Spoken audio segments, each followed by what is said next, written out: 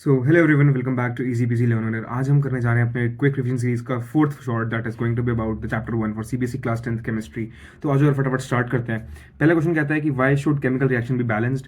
Balance क्यों करनी चाहिए? तो बैलेंस करने का सबसे एक रीजन जो होना चाहिए, जो आपको लिखना है, सबसे मेन पॉइंट जो है आपका, ये वो है ये law of conservation of mass. Law of conservation of mass क्या कहता है कि पूरी की पूरी रिएक्शन में जितना भी मास रिएक्टेंट साइड में है उतना प्रोडक्ट साइड में होना जरूरी है। इसीलिए हमें उन्हें बैलेंस करना पड़ता है। कोई भी मास लूज नहीं होता, कोई भी मास कहीं से क्रिएट होकर आ नहीं जाता, इट स्टेज द सेम। ठीक है। Next question is what is rancidity. Simple सी डेफिनेशन है यार। Rancidity is the oxidation of fats and oils that reduce unpleasant smell and taste of food.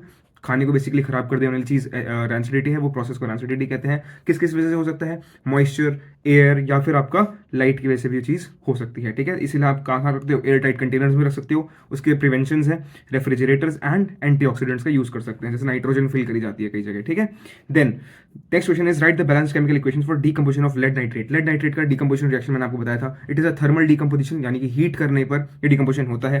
Reaction देखिए, PbNO3 होल ट्वाइस को decompose किया जब मैंने अपनी हीट देके, तो PbO lead oxide plus NO2 plus O2 बना। ठीक है। और NO2 की पहचान क्या है? यहाँ पे ब्राउन फ्यूम्स रिलीज करती है विद अ पंजेंट स्मेल। ठीक है। ये आपके कैरेक्टरिस्टिक्स में क्वेश्चंस आ भी सकते हैं कि ब्राउन फ्यूम्स के साथ जो गैस पंजेंट स्मेल है वो कौन सी होती है, तो दैट इज योर NO2। ठीक है। तो ये रही आपकी बैलेंस केमिकल रिएक्शन। इसे बैलेंस करेंगे, यहाँ पर आपकी बैलेंस केमिकल इक्वेशंस दे रखी हैं। ठीक है जी।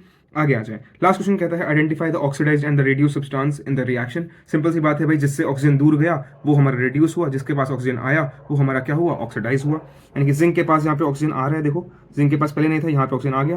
कॉपर के पास पहले यहाँ पे ऑक्सीजन था बट बाद में ऑक्सीजन चला गया, hence copper is reduced and zinc is oxidise. So this is all for this video and I will see you in the next one.